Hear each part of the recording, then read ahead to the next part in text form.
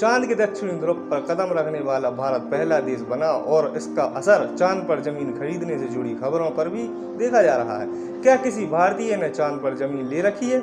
इस समय भारत ही नहीं, दुनिया के सबसे ज्यादा खोजे पूछे जाने वाले शब्दों की लिस्ट से देखा जाए तो चंद्रयान 3 और चांद इस सूची में अव्वल नंबर पर रहेंगे। भारत के चंद्रयान ने बुधवार शाम को चांद की सरजमीन पर जैसे ही सफलतापूर्वक लैंडिंग की, पूरी दुनिया में भारतीय वैज्ञानिकों का डंका बज गया। चांद पर भारत की मौजूदगी इस बात का सबूत है कि भारत अंतरिक्ष कार्यक्रम की सफलता किसी भी विकसित देश से कम नहीं है।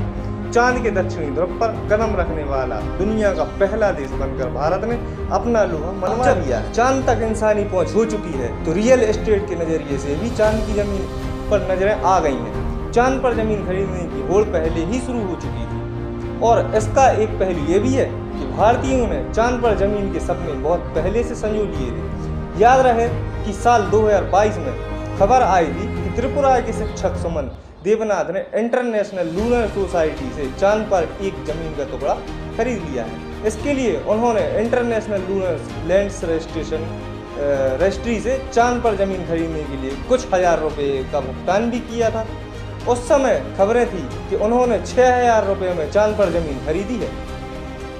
दिवंगत अभिनेता सुशांत सिंह राजपूत के बारे में भी कहा जाता है कि उन्होंने साल 2018 में चांद पर जमीन खरीद रखी थी। उन्होंने चांद पर सी ऑफ मस्कोवी एरिया में जमीन खरीदी थी। इसके अलावा शाहरुख खान के बारे में भी कहा जाता है कि उनके फैन ने उन्हें चांद पर जमीन तोहफे में दी हुई थी। साल 2002 में हैदराबाद के राजीव बागड़ी और साल 2006 में बेंगलुरु के ललित मोहन ने भी चांद पर जमीन खरीदने का दावा किया था। इसके लिए लूना सोसाइटी इंटरनेशनल और इंटरनेशनल लूनर लैंड्स रजिस्ट्री के जरिए चांद पर जमीन खरीदी गई थी। चांद पर जमीन खरीदने के लिए लूना सोसाइटी इंटरनेशनल और इंटरनेशनल लूनर लैंड्स रजिस्ट्री के जरिए खरीदी जा सकती है। इसके नियमों के मुताबिक चांद पर कम से कम 1 एकड़ जमीन खरीदी जा सकती है और इसके लिए 1 एकड़ के लिए 37.50 अमेरिकी डॉलर यानी 31,112 रुपये का भुगतान करना होगा।